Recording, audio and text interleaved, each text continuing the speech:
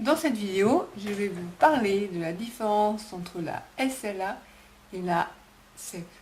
La SLA, c'est la sclérose latérale amyotrophique, ou aussi appelée maladie de Charcot, et la CEP, la sclérose en plaques.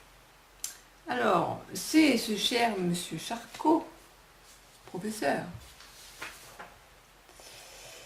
qui, alors je vous donne les dates, 1825-1893, a décrit plusieurs maladies neurologiques,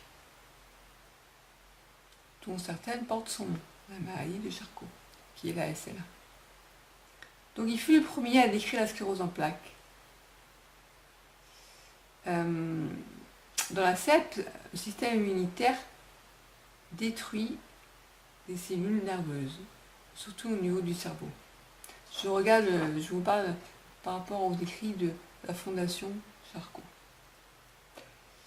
Dans la maladie de Charcot, les cellules nerveuses de la moelle épinière disparaissent sans que on sache pourquoi. Donc la recherche d'un traitement est difficile. D'accord.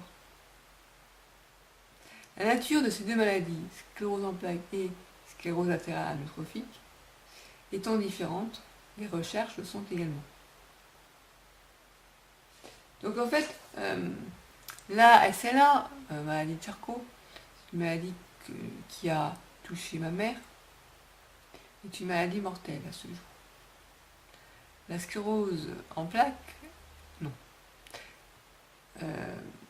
La sclérose en plaques est une maladie à conséquences neurologiques, pour reprendre les termes du professeur Labauche.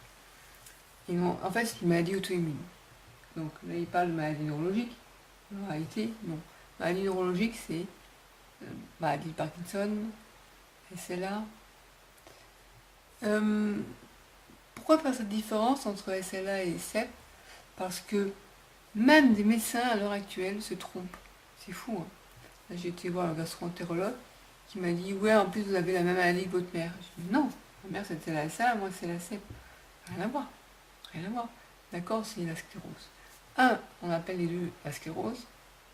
Et en plus, maladie de Charcot. Et Charcot, c'est lui qui a trouvé la CEP.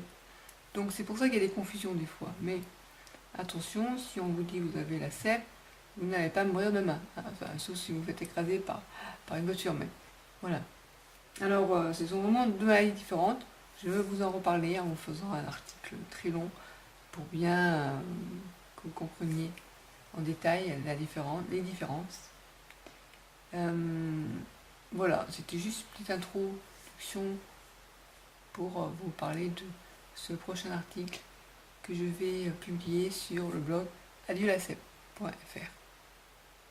À bientôt.